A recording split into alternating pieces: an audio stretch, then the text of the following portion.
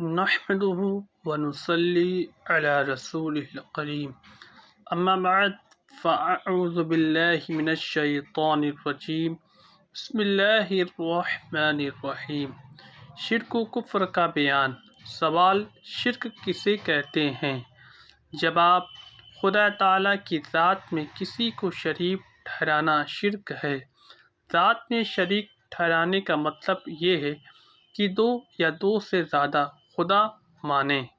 جیسے عیسائی کی 3 خدا مان کر مشرک ہوئے، اور جیسے ہندو کی کئی خدا ماننے کے سبب مشرک ہیں، اور صفات کی طرح کسی دوسری کے لیے کوئی صفت ثابت کریں، مثلاً سمع اور بصر وغیرہ، جیسا کہ خدا تعالیٰ کے لیے سمع اور بصر وغیرہ ذاتی طور پر ماننے کے بغیر خدا کے دیے سے یہ صفتیں خود حاصل ہیں تو شرک اور اگر کسی دوسرے کے لیے عطائی طور پر مانے کہ خدا تعالیٰ نے اسے یہ صفتیں عطا کی ہے تو شرک نہیں، جیسا کہ اللہ تعالیٰ نے خود انسان کے بارے میں فرمایا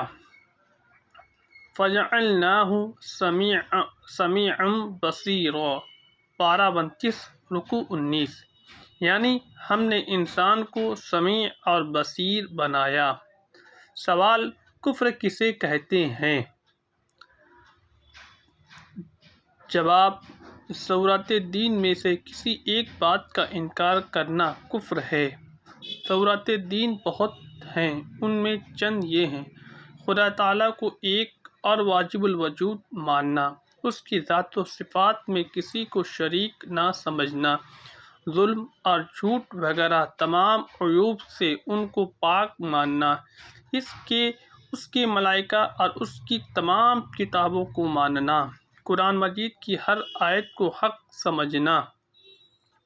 حضور سید العالم صلی اللہ علیہ وسلم اور تمام انبیاء کرام کی نبوت کو تسلیم کرنا، ان سب کو عظمت والا جاننا، انہیں ذلیل اور جھوٹا نہ سمجھنا، ان کی ہر بات جو قطعی اور یقینی طور پر ثابت ہو اسے حق ماننا، حضور علیہ السلام کو خاتم النبیین ماننا، ان کے بعد کسی نبی کے پیدا ہونے کو جائز نہ سمجھنا، قیامت، حساب و کتاب اور جنت و دوزخ کو حق ماننا، نماز، روزہ اور حج، زکوٰۃ کی فرضیت کو تسلیم کرنا، زنا،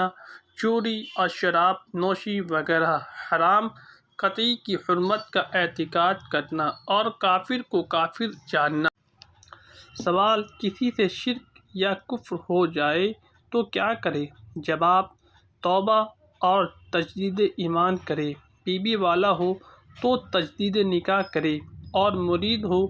تو تجدید بیعت کرے۔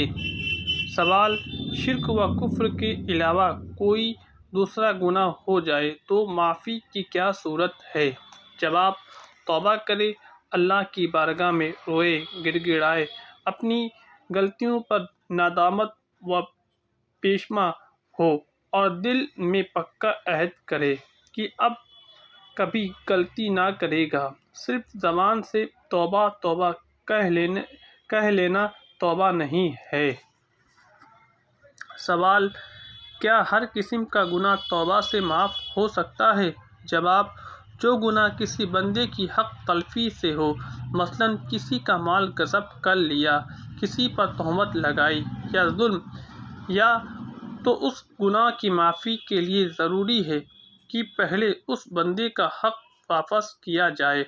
یا اس سے معافی مانگی جائے، پھر خدا تعالیٰ سے توبہ کرے تو معاف ہو سکتا ہے، اور جس گناہ کا تعلق کسی بندے کی حق تلفی سے نہیں ہے